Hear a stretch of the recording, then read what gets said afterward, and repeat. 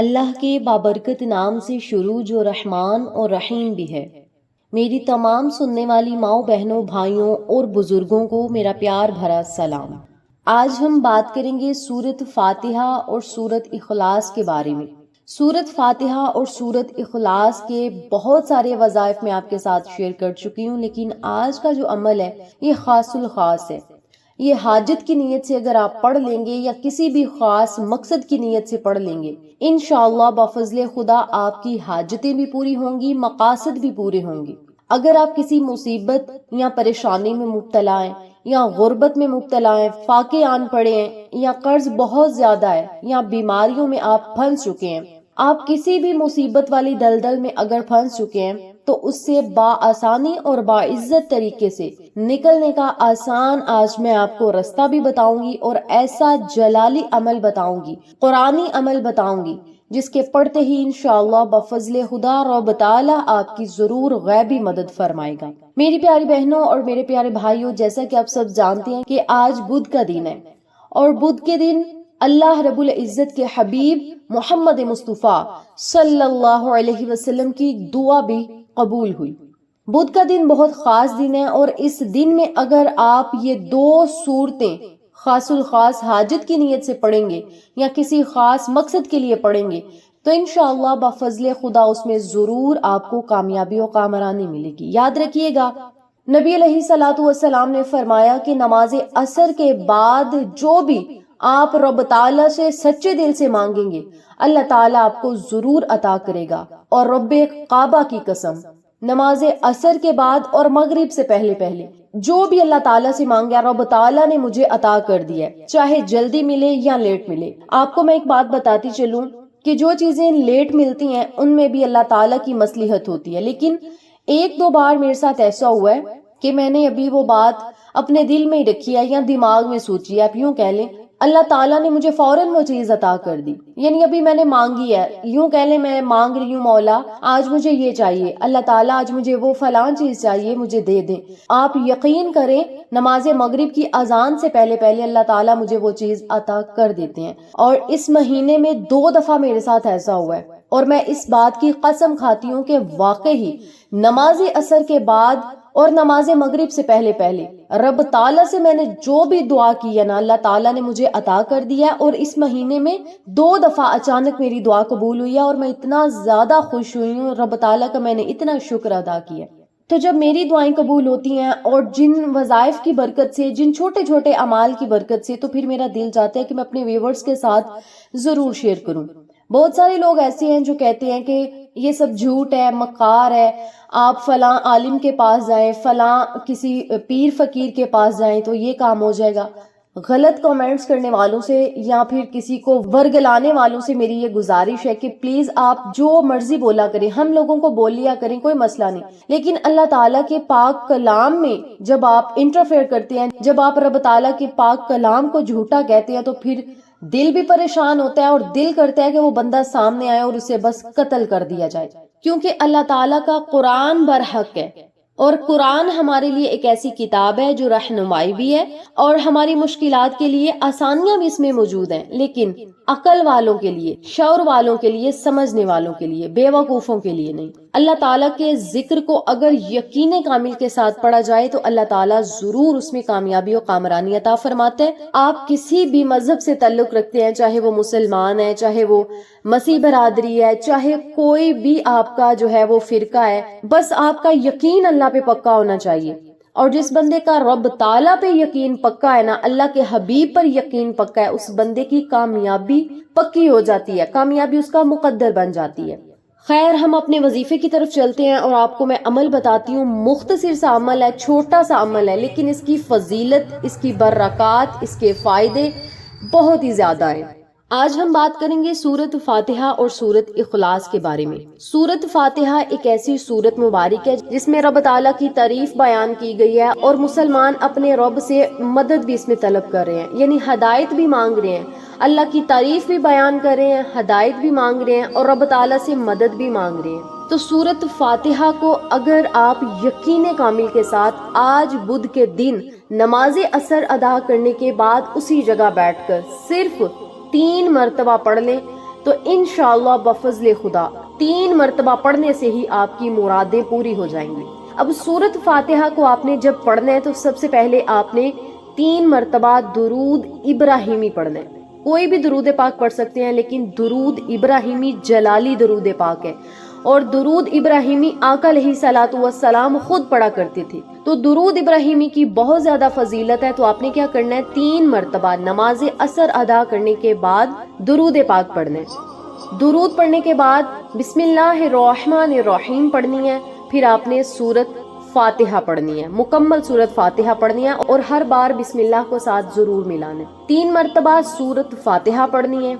3 مرتبہ سورۃ اخلاص پڑھنی ہے، اور سورۃ اخلاص کو آپ نے بما بسم اللہ شریف کے پڑھنا ہے، اور جب آپ نے اللہ الصمد پہ آنا ہے تو اس آیت مبارکہ کو 7 مرتبہ پڑھنا ہے۔ قل هو اللہ احد اللہ الصمد، اللہ الصمد کو 7 مرتبہ آپ نے دہرانا ہے، 7 مرتبہ آپ نے اس آیت مبارکہ کا تکرار کرنا ہے۔ 7 مرتبہ جب یہ آیت مبارکہ پڑھ لیں، پھر لم یلد ولم یولد ولم یکن لہ کفوا احد، اسی ترتیب سے آپ نے 3 مرتبہ سورت پڑھنی ہے۔ پھر آپ نے 101 مرتبہ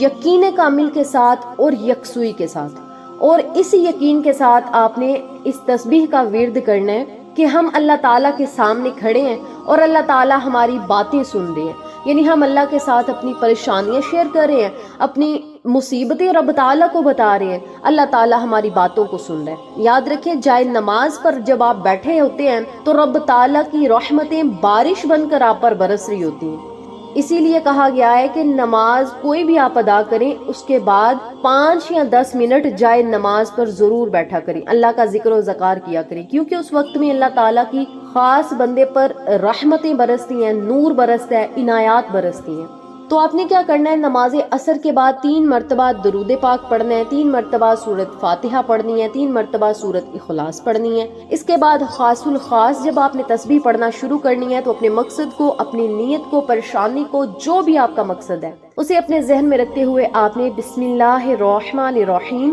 3 مرتبہ پڑھنا شروع کرنی ہے۔ بسم اللہ الرحمن الرحیم، بسم اللہ الرحمن الرحیم، بسم اللہ الرحمن الرحیم 3 مرتبہ ہو گیا۔ تسبیح کے دانے کو پکڑنا ہے اور اپنے مقصد کو، اپنی حاجت کو، اپنی پریشانی کو اپنے ذہن میں رکھنا ہے۔ یا حی یا قیوم برحمتی کا استغیث، یا حی یا قیوم برحمتی کا استغیث، یا حی یا قیوم برحمتی کا استغیث۔ آپ نے بس پڑھتے جانا ہے اور دانے کو گھراتے جانا ہے، یعنی دانے کو آگے کرتے جانا ہے۔ 101 مرتبہ جب آپ نے یہ کلمات پڑھ لینے ہیں،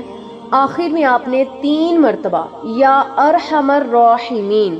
یا ارحم الراحمین، یا ارحم الراحمین ان کلمات کو پڑھنا ہے۔ پھر 3 مرتبہ ہی درود پاک پڑھنا ہے، اور یاد رکھیں اتنی عاجزی کے ساتھ، انکساری کے ساتھ، اور اتنا اللہ کی طرف متوجہ ہو کر آپ نے دعا کرنی ہے کہ آپ کی آنکھوں سے آنسو گر جائیں۔ آپ کا یہ مقصد نہیں ہونا چاہیے کہ میں فٹافٹ دعا مانگوں اور دنیا کے کاموں میں مصروف ہو جاؤں۔ دنیا کے کاموں کو 5 سے 10 منٹ کے لیے چھوڑ دیں، بس یوں کہہ لیں کہ آپ نے اب کوئی بھی کام نہیں کرنا، بس آپ نے جب دعا کرنی ہے نا تو خوب رب تعالیٰ کی طرف متوجہ ہو کر آپ کا دھیان صرف رب تعالیٰ کی طرف ہو۔ بس آپ نے یوں کہنا ہے اللہ تعالیٰ ہمارے سامنے ہے، ہم نے اللہ تعالیٰ سے مانگنا ہے، اللہ تعالیٰ نے ہمیں عطا کر دینا ہے۔ صرف یقین کامل کے ساتھ آپ نے وسیلہ محمد صلی اللہ علیہ وسلم کا دیکھ کر اللہ تعالیٰ سے اپنی حاجت کا سوال کرنا ہے، اپنے مقصد کے لیے دعائیں کرنی ہیں، پریشانیوں کو ختم کرنے کے لیے، غربت کو، بیماریوں کو، قرضوں کو ختم کرنے کے لیے، کوئی بھی آپ کا مسئلہ ہے، کوئی بھی آپ کا مقصد ہے،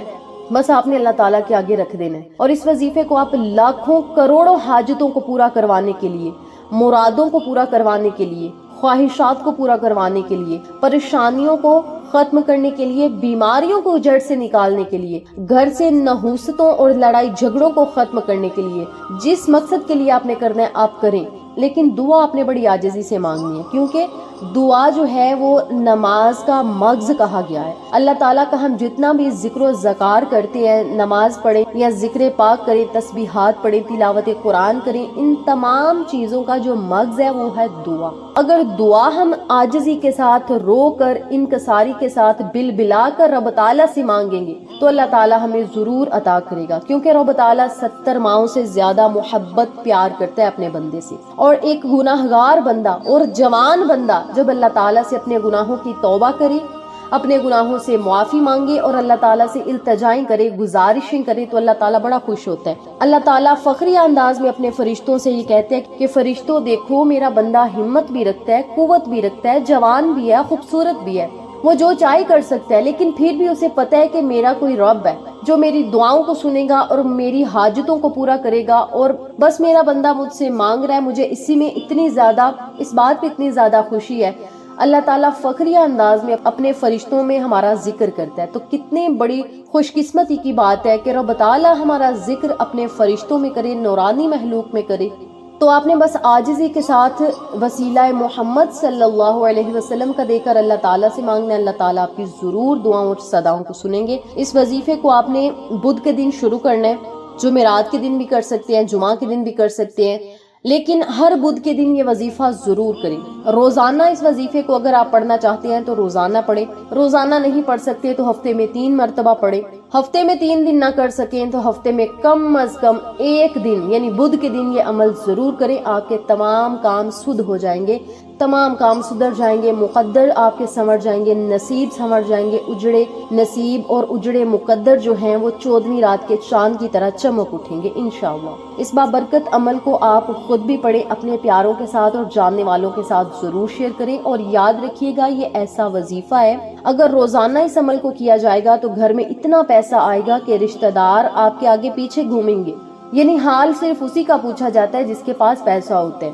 اگر آپ کے پاس پیسے ہیں تو سب آپ کو پوچھیں گے کہ آپ کیسی ہو، اور اگر پیسے نہیں ہیں تو کوئی بھی آپ کو نہ حال پوچھے گا، نہ احوال پوچھے گا، کچھ بھی نہیں پوچھے گا، اور پیسے بندے کی ضرورت بھی ہیں۔ تو آپ نے اس عمل کو، اس وظیفے کو اگر اپنی زندگی میں شامل کر لیا تو انشاءاللہ بفضل خدا پیسے خود چل کر، دولت خود چل کر آپ کے پاس آئے گی، ایسے ایسے رب تعالیٰ آپ کے لیے اسباب پیدا کرے گا۔ تو میری پیاری بہنوں اور میرے پیارے بھائیوں، آسان اور مختصر الفاظ میں نے آپ کو سمجھانے کی کوشش کی ہے۔ یہ مختصر سا عمل اپنی زندگیوں میں شامل کریں۔ سورۃ فاتحہ ہر کسی کو آتی ہے، سورۃ اخلاص بچے کو آتی ہے، یا حیو یا قیوم برحمتی کا استغیث، یہ بھی آسان الفاظ ہے، اس میں اعظم ہے، سب کو آتے ہیں۔ درود پاک پڑھنا ہے اور اللہ سے رو کر دعا کرنی ہے، اور عاجزی سے دل لگی سے مانگے، انشاءاللہ بفضل خدا کامیابیاں خود آپ کا مقدر بن جائیں گی اور آپ کے قدم چومیں گی۔ اجازت لینے سے پہلے میری آپ سے گزارش ہے کہ پلیز چینل پر نئے ہیں تو چینل کو سبسکرائب کر دیں، ویڈیو کو لائک کریں، شیئر کریں، بیل آئیکن کو ضرور پریس کریں تاکہ میری تمام ویڈیوز کی اپڈیٹ آپ تک بآسانی پہنچ سکیں۔ انشاءاللہ پھر کسی نئے وظیفے یا اچھی معلومات کے ساتھ آپ کی خدمت میں حاضر ہوں گے، تب تک کے لیے اجازت دیں، اللہ نگہبان۔